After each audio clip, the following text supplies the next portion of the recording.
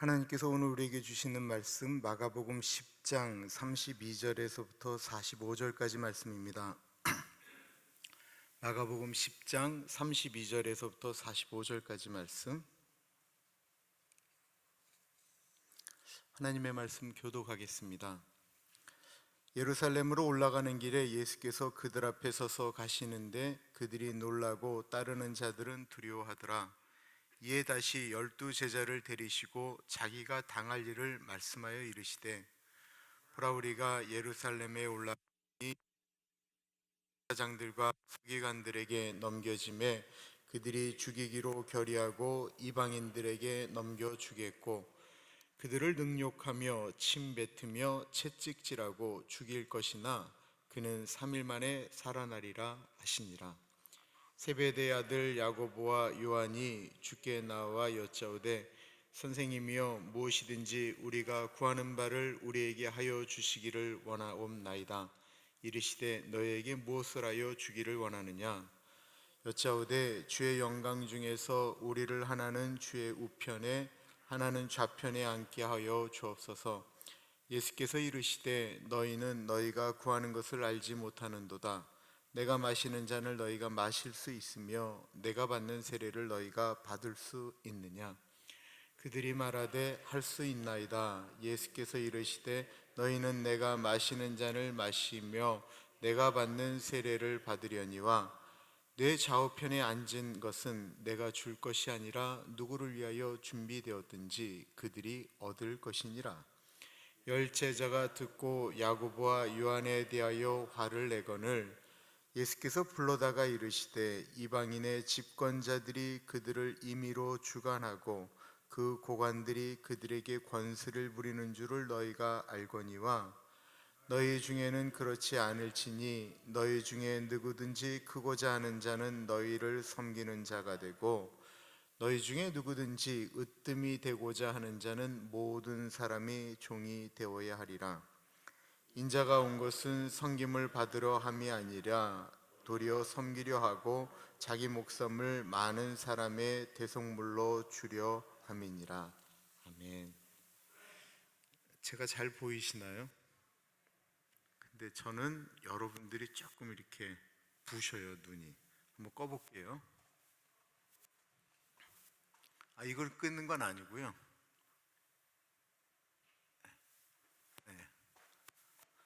이 화면은 제일 큰 사이즈예요. 그리고 더 잘 보이는 이유는 이게 뭐지? 빛이 반사되고 하는 것들을 막는 아주 굉장히 좋은 재질로 해서 그렇고요.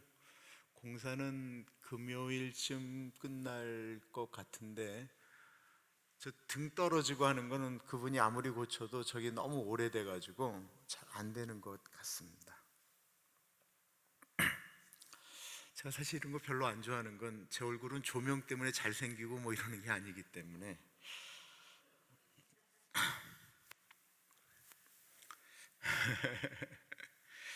노력하면 안 되는 것이 없고 10번 찍어 안 넘어가는 나무 없다 등은 불가능은 없다라고 하는 말과 비슷하지만, 나이가 들면서 느끼는 것이 있는데 인생에 노력해도 안 되는 것이 있다라고 하는 것입니다.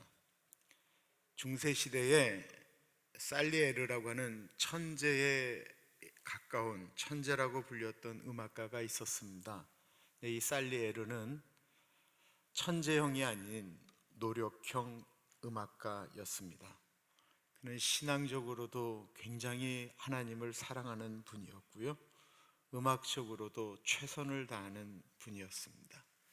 한 작품을 만들기 위해서 하나님께 매달리고 애쓰고 노력하였던 그런 분이었고요, 그는 경쟁 상대가 없어서 결국 왕립군정의 악장이 되었습니다. 남들이 다 인정하는 최고가 되었을 때 그는 겸손함을 잃지 않았었습니다. 이 살리에르는 늘 하나님께 2-3시간씩 기도하며 자신을 하나님이 들어 쓰셔서 당대 최고의 음악가, 하나님의 이름을 높여드리는 음악가가 되게 해달라고 기도했습니다. 살리에르는 정직하였고 가정에, 음악에 충실하였습니다. 그때 어쩌다가 이 살리에르가 시골을 가서 시골에서 한 음악가를 만나게 되는데, 이 음악가가 진짜 천재였습니다. 이 천재는 도저히 다른 사람이 따라갈 수 없는 음악성을 가지고 있었습니다. 근데 이 사람은 바람둥이였고 음악에 열정도 별로 없었습니다. 그럼에도 불구하고 이 천재가 피아노 앞에 앉았다 하면 주변에 있는 사람들을 들썩들썩 열광시켰고, 즉흥적으로 작곡을 하기 시작하는데 주옥 같은 음악이 쏟아져 나오는 것이었습니다. 그에게는 하나님을 살아가는 거룩함이 전혀 없었습니다. 그를 보자 이 살리에르는 잠을 잘 수가 없었습니다. 왜냐하면 자신이 노력해도 가질 수 없는 것을 그가 가지고 있었기 때문에 그렇습니다. 살리에르는 훗날 저 천재 어린 음악가가 자신의 자리를 위협할지도 모른다라고 생각했습니다. 그래서 그 사람을 본 다음 날부터 살리에르는 그를 이기게 해달라고 하나님께 기도했습니다. 그러나 아무리 기도해도 하나님은 살리에르에게 그 사람을 이길 만한 능력을 주지 않았습니다. 살리에르가 어느 날 화롯불에 그가 그렇게 의지하고 사랑하였던 십자가를 불태우며 소리질렀습니다. 어떻게 하나님, 저렇게 천박하고 더러운 녀석에게 그런 영광을 받으시기를 원하십니까? 왜 저를 선택하지 아니하시고 저런 더러운 녀석을 선택하셨습니까? 왜 저에게는 저런 녀석을 인정할 수밖에 없는 아픔밖에 주지를 않으십니까? 영화 아마데우스에서 모차르트라고 하는 천재 음악 신동을 질투하던 살리에르의 절규였습니다. 이 살리에르의 절규는 우리에게 참 많은 것을 생각하게 합니다. 예수님을 믿는 목적이 본인을 위한 것입니다. 자신의 출세를 위해서 예수님이 존재합니다. 주님께서 자신이 원하는 것을 주시면 하나님은 위대한 분이십니다. 참으로 놀라운 분입니다 라고 이야기합니다. 그러나 본인이 원하는 것을 갖지 못하였을 때, 그때부터 하나님의 존재를 의심하기 시작합니다. 자신보다 어리고 형편없는 도덕성을 가졌지만 음악의 천재적 재능을 지닌 이 모차르트를 이길 수 있는 유일한 방법은 살리에르에게 음악이 아니었습니다. 모차르트를 이길 수 있는 유일한 방법은 그를 인정하는 것이었습니다. 그것이 진정으로 승리하는 길이었습니다. 그러나 이 말이 얼마나 어려운 말인지를 우리는 너무나도 잘 알고 있습니다. 오늘 본문의 말씀의 배경은 이렇습니다. 예수님이 지금 예루살렘으로 십자가를 지시러 올라가고 계십니다. 그러시면서 제자들에게 미리 말씀하셨습니다. 내가 예루살렘에 올라가게 되면 고난을 받고 죽게 될 것이다. 그런데 참 이상하지요. 제자들은 예수님이 고난 이야기만 했다 하면 누가 크냐를 갖고 이야기한다라는 것입니다. 마치 예수님이 고난 이야기만 하면 그것을 마치 무시하고 싶은, 듣고 싶지 않은 것처럼 행동했다라는 것입니다. 이번에도 예수님이 고난 이야기를 했는데 그 다음에 나오는 이야기는 좀 생뚱맞은 어이가 없는 이야기를 야고보와 요한이 하고 있습니다. 35절부터입니다. 세베대의 아들 야고보와 요한이 주께 나와 여짜오되 선생님이여, 무엇이든지 우리가 구하는 바를 우리에게 하여 주시기를 원하옵나이다. 이르시되 너희에게 무엇을 하여 주기를 원하느냐? 여짜오되 주의 영광 중에서 우리를 하나는 주의 우편에 하나는 좌편에 앉게 하여 주옵소서. 그때 예수님이 하셨던 말씀입니다. 높은 자리에 앉고 싶으냐? 그러면 낮아지는 자리에 가라라고 말씀하셨습니다. 이 말씀은 우리가 너무나도 잘 아는 말씀이지요. 이 말씀을 듣는 사람들은 다 감동하게 되어져 있습니다. 그렇지라고 생각을 합니다. 높아지려면 낮아져서 섬겨야 된다. 이거 얼마나 멋진 말입니까? 예수 안 믿는 사람들도 다 동감하는 말임에도 불구하고, 그러나 정말로 멋진 말이다 라고 이야기하기는 하는데 정말로 지키기 어려운 말이다라는 것입니다.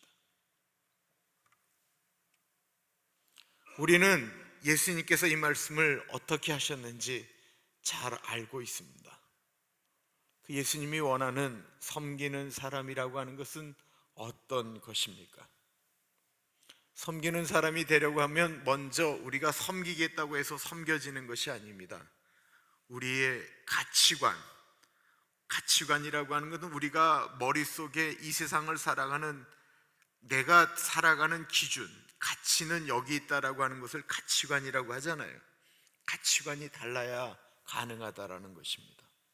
42절부터입니다. 예수께서 불러다가 이르시되 이방인의 집권자들이 그들을 임의로 주관하고 그 고관들이 그들에게 권세를 부리는 줄을 너희가 알거니와 너희 중에는 그렇지 않을지니 너희 중에 누구든지 크고자 하는 자는 너희를 섬기는 자가 되고 너희 중에 누구든지 으뜸이 되고자 하는 자는 모든 사람의 종이 되어야 하리라. 42절에 예수님은 세상적 가치관을 갖고 있는 사람들을 이야기하고 있습니다.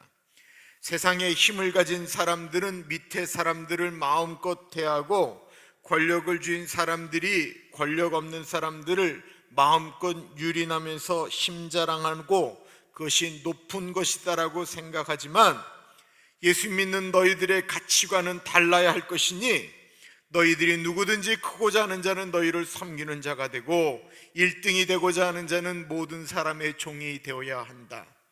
세상의 가치관과 기독교적 가치관이 달라야 함을 말씀하고 있다라는 것입니다. 이스라엘의 초다왕이었던 사울은 그의 사위였던 다윗을 질투하였습니다. 골리앗을 죽이고 다윗이 오게 될 때 사람들이 얘기했던 사울왕이 죽인 사람은 천천히요, 다윗이 죽인 사람은 만만이다 라고 하는 소리에 질투가 일어나기 시작했습니다. 사위가 자신보다 인기가 높아가는 것을 견딜 수가 없었습니다. 그래서 죽이려고 했습니다. 다윗이 도망갔습니다. 이제 다윗에게는 인기도 군사도 아무것도 없었습니다. 그럼에도 불구하고 끝까지 쫓아가서 죽이려고 했습니다. 왜 그럴까요? 세상의 가치관은 그를 죽여야 내가 그 세상의 가치관을 유지할 수 있기 때문에 그렇습니다. 세상의 가치에 붙들려 끝까지 죽이려고 했습니다. 다윗도 사울왕을 죽일 수가 있었습니다. 그를 죽이면 다윗이 왕이 되는 것입니다. 그러나 다윗은 하나님이 기름 부어 왕을 세운 그 사울의 목숨을 하나님이 하시도록 맡겨드리고 그 순간에도 사울 왕을 왕으로 섬겼다라는 것입니다.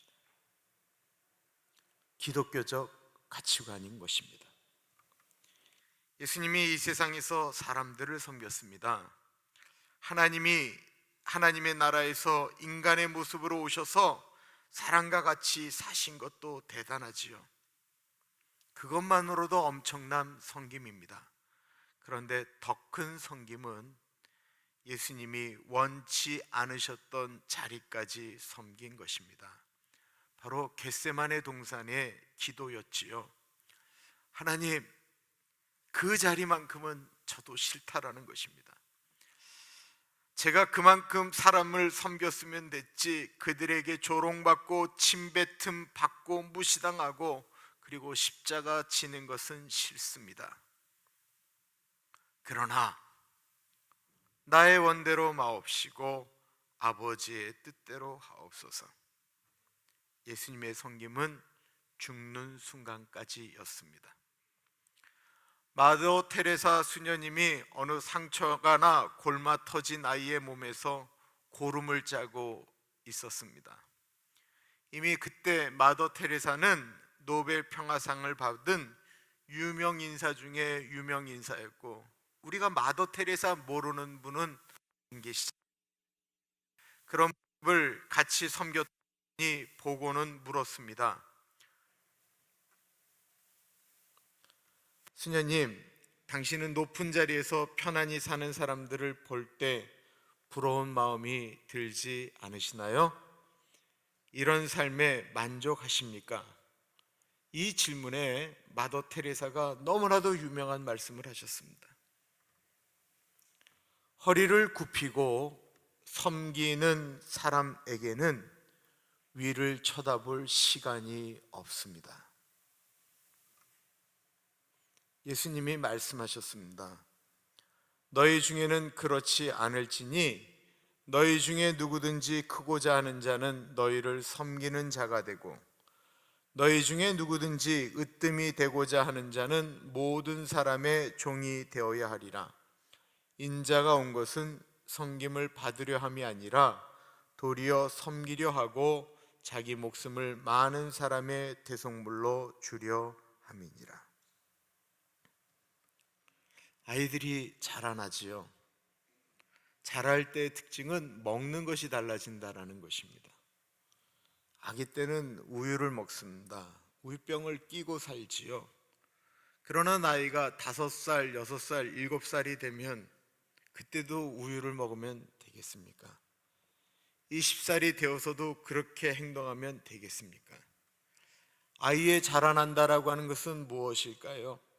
자라난다라는 것은 먹는 것이 다르고 행동이 달라지는 것을 의미하는 것입니다. 그래야 자라는 것입니다. 교인도 마찬가지입니다.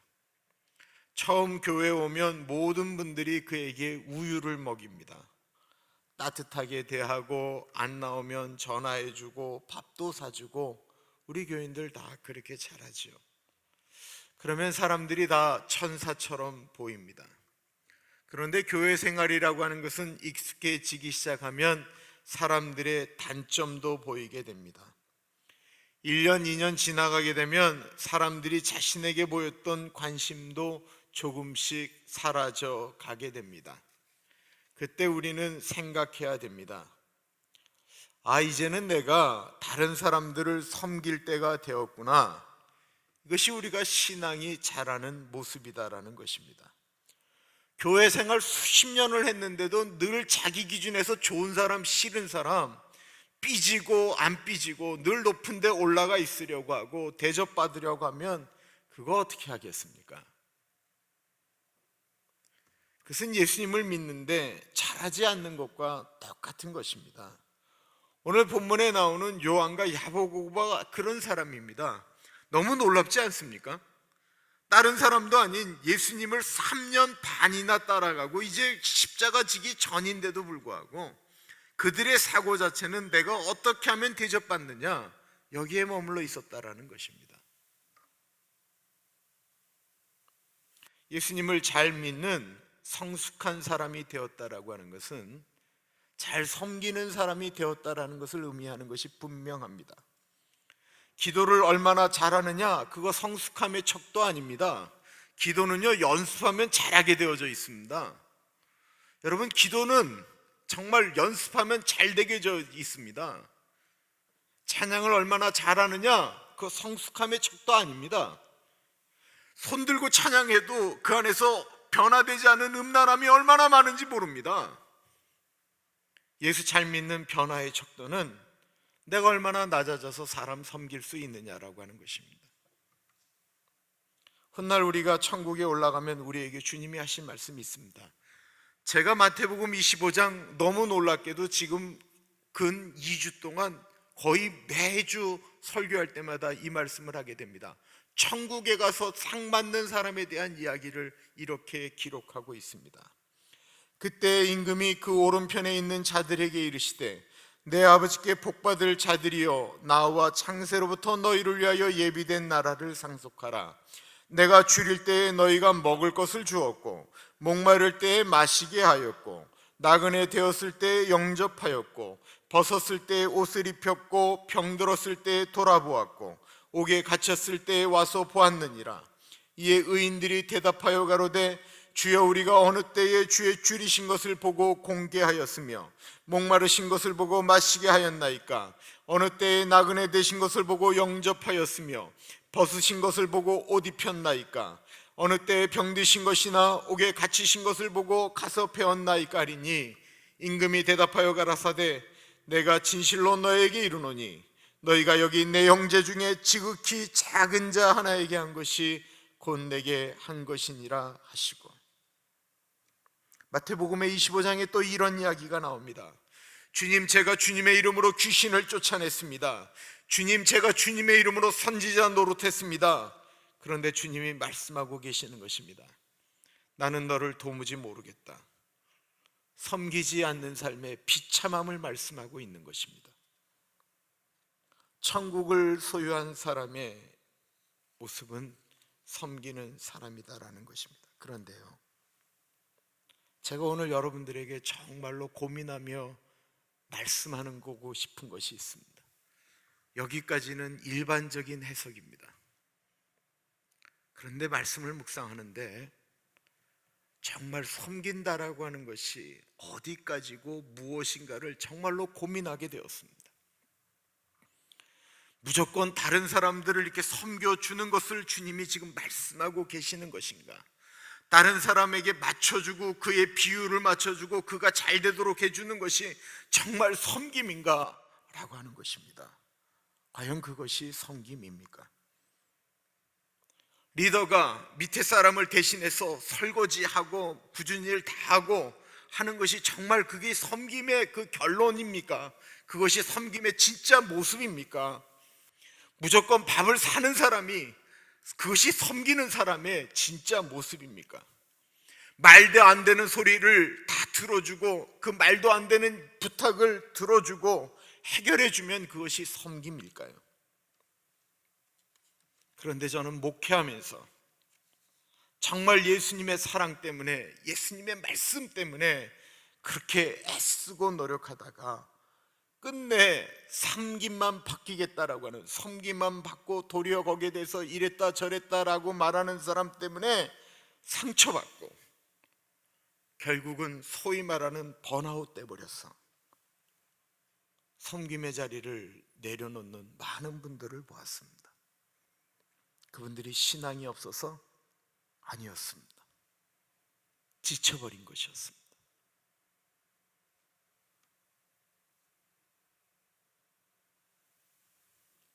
어른들이 밥상 차리고 섬김의 모습인데 나는 섬김 맞는 것이니까 가만히 있겠다.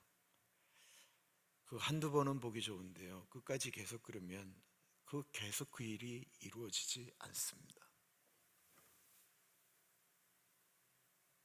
저와 교육자들은 교회를 섬기고 교인을 섬기는 자리입니다. 근데 어느 교육자가 자기 하고 싶은 대로 행동하고 말하고 싶은 대로 말해서 교인들이 불편해합니다.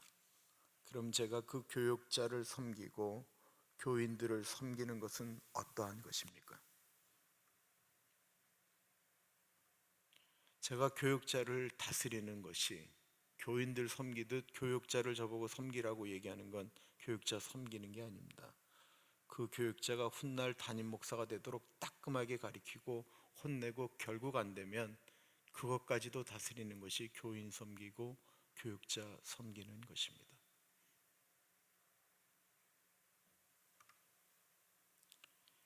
누군가 섬김을 강요하고 희생을 강요하다가 그분이 완전히 지쳐버려서 나가 떨어지게 되면 그게 정말로 섬김이었을까요? 사람을 죽이는 섬김은 섬김을 받는 사람이 계속해서 그 상태에 머물러 있게 되는 것, 그 섬김은 엄밀한 의미에서 사람을 죽이는 섬김입니다. 그러나 너무 감사한 것은 우리가 섬길 때 어떤 특정한 한 사람의 섬김만을 섬기는 것으로 우리가 포커스가 되어진다면 우리는 무너질 수밖에 없습니다. 그런데요, 이 섬김이라고 하는 것에는 주님이 주셨던 놀라운 은혜가 있는데 그 섬김에는 분배가 일어난다라는 것입니다. 내가 섬기는 모습을 통해서 그 섬김을 받는 사람도 섬김의 사람이 되어지는 것, 이게 섬김의 진정한 흐름이 흘러가고 있는 것을 의미하는 거예요. 예수님이 왜 제자들에게 나는 섬기러 왔다라고 말씀을 하십니까? 왜 나는 십자가에서 죽을 수밖에 없다라고 말씀하십니까? 예수님께서 십자가 달리시기 전날 최후의 만찬을 하시고 세족식이라고 하는 것을 거행하시죠. 예수님께서 제자들의 발을 씻겨주십니다.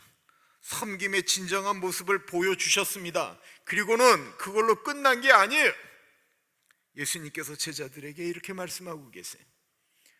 내가 주와 선생으로 너희들의 발을 씻겼으니 너희도 앞으로 그렇게 살라라고 말씀하고 있는 것입니다. 섬김의 분배입니다.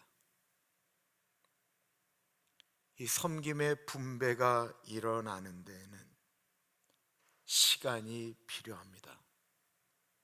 모든 사람들이 섬김을 받고 섬김의 사람이 되는 것은 아닙니다. 끝까지 싸가지 없는 사람 있습니다. 그러나 내가 끝까지 섬기고 애쓰고 노력을 하게 되면 그 모습을 보고 감동한 사람들에 의해서 섬김의 분배가 일어납니다. 그리고 그것이 세상을 바꾸는 힘이 되어지기 시작합니다. 다 아시는 이야기지만 저는 우리 교인들 이거 100번도 더 들어야 되는 이야기라고 생각을 합니다. 제 목회에 있어서 저에게 가장 큰 가르침을 주신 분은 장달륜 목사님이십니다. 장달륜 목사님이 저에게 정말로 네가 목회하는 데 있어서 이거는 꼭 지켜라 라고 하는 말씀으로 가르쳐 주신 것입니다. 한국교회는 단에 올라갈 때 신발 벗고 올라가지요. 한국은 단에 올라갈 때 지금도 신발을 신고 올라가는 예가 없습니다. 근데 장달륜 목사님은 한국교회는 나이와 상관없이 목사를 주의 종, 또 뭐 영적인 아버지 뭐 이렇게 얘기하는 분위기이기 때문에 단에 올라갈 때 목사님이 먼저 올라가고 기도하는 장로님이 뒤에 보통 올라가시죠. 근데 장 목사님은 그러지 않으셨습니다. 장 목사님은 장로님 먼저 올려보내려고 늘 애를 썼는데 그게 잘 되지는 않았어요. 장 목사님 올라가시고 나이 드신 장로님이 올라가셨습니다. 올라가면 이 목사님 의자들 있잖아요. 장로님 의자도 있고 목사님이 이렇게 앉았다가 다시 장로님 올라와서 앉으시면 목사님이 다시 내려가셔서 장로님의 신발을 이렇게 돌려놓으셨어요. 장로님이 나가실 때 그 신발 편하게 신고 나가시도록. 그 일을 한 주 한 게 아니고 한 달 하셨습니다. 2달 하셨습니다. 3달 하셨습니다. 4달 하셨습니다. 5달 하셨습니다. 6달 하셨습니다. 아마 장 목사님은 평생을 그렇게 하셨을 겁니다. 6달이 되었습니다. 장 목사님 40대, 그때 유한섭 장로님 뭉화유지 사장이셨는데 그분 70대. 딱 6개월이 지나가니까 섬김의 분배가 일어나기 시작했습니다. 장로님이 나오셔서 목사님의 신발을 돌려놓은 것입니다. 목사님이 6개월 동안에 장로님의 신발을 돌려놓았더니만 6개월이 지난 후에 장로님이 내려오셔서 목사님의 신발을 돌려놓으셨습니다.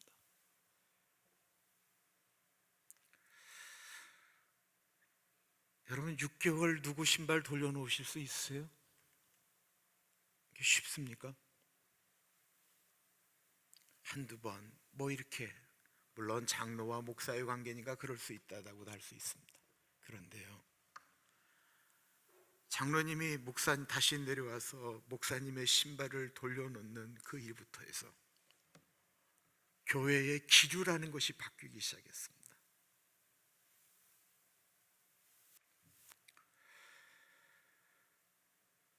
제가 장 목사님한테 그거 배웠어요. 그리고 내가 평생에 다짐한 것이 하나 있는데, 내가 장로님 신발 돌려놓겠다라고 생각했습니다. 다 성공한 건 아니지만 장로님 섬기면 장로님들도 저 사랑해 주셨습니다. 제가 장 목사님께 배운 것 그대로 움직이려고 했던 것이 오렌지 연합교회였습니다. 제가 거기서 첫 담임 목회를 했으니까 그 교회 교인들 제 사례비 매년 올리려고 했습니다. 올리면 제가 그 사례비 목 띄어서 교육자 한 명씩 썼습니다. 애들은 많아지는데 교육자가 없는 거예요. 그래서 제 사례비가 올라가면 제가 그것 가서 교육자 한 명 썼으면 좋겠습니다. 그리고 교육전사 데려놓기 시작했습니다. 제가 그러는 거 잘난 척 하려고 한 거 아닙니다. 언젠가 이런 것들이 교인들 가운데는, 교인들의 마음 가운데도 이런 것들이 따뜻함으로 흘러갈 것이다라고 생각했습니다. 지난주에 제 퇴직금 나온 걸 갖고 제가 방송 설교하고 또 교인들하고 움직이는 거 내가 그걸로 쓰겠다라고 말씀드렸더니만 어른들 중에 그것 때문에 불편해서 말씀하시는 분들 분명히 계셨습니다. 여러분, 제가 돈이 너무 많아서 폼 잡는 거 아닙니다. 훗날 어느 순간에 우리 교인들이나 누군가가 어떤 것들에 대해서, 목회자에 대해서, 그래도 그런 것들에 대해서 조금은 애쓰고 노력했던, 자기 것 내려놓으려고 했던 목사 한 사람이 있었다라고 얘기하면 저는 섬김의 분배가 일어난다라고 생각합니다.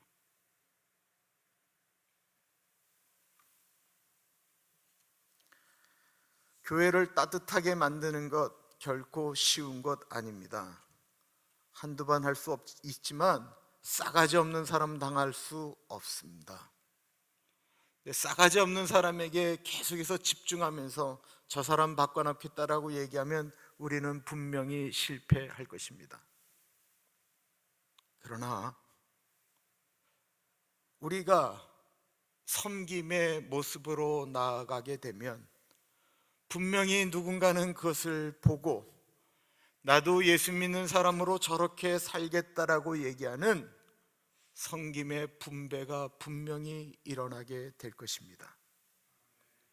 그리고 그때 물이 바다를 덮음같이 하나님의 영광을 보는 그 나라가, 그때가 분명히 도래할 것입니다.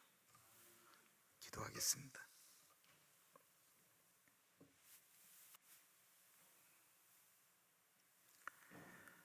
참으로 존귀하신 하나님 아버지,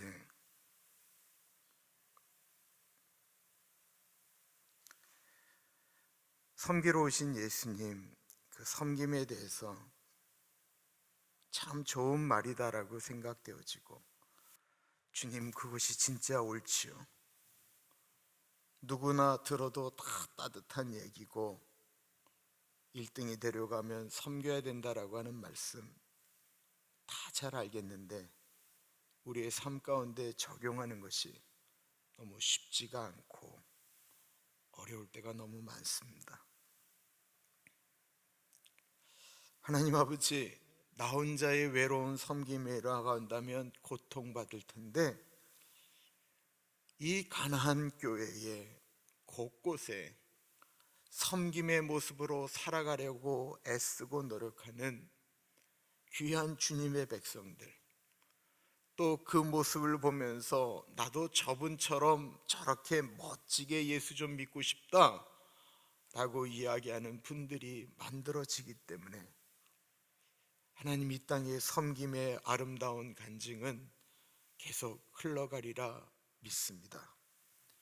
예수님께서 주와 선생으로 너희들의 발을 씻겼으니 너희도 서로 발을 씻기라 말씀하신 그 예수님의 제자된 우리들이 그 모습으로 살아갈 수 있도록 하나님 우리에게 은혜의 날이여 주옵소서. 지금은 우리 주 예수 그리스도의 은혜와 우리를 너무나도 사랑하셔서 하나밖에 없는 아들을 넉넉하게 보내주신 하나님 아버지 그 크신 사랑하심과 성령 하나님의 감화감동 역사 충만 교통하심이 하나님의 말씀을 귀로만 듣는 것이 아니고 가슴으로 듣고 마음판에 새겨 주님 잘 되지는 않지만 하나님 나라 1등 되고자 섬김의 자리로 나아가겠습니다. 주님 그 사람 섬기는 거 잘 안 될 것 같지만 그래도 주님의 말씀이니까 애쓰고 노력하겠습니다. 다짐하는 우리 사랑하는 주의 백성들 머리 위에 지금으로부터 영원토록 같이 하시길 간절히 축원하옵나이다.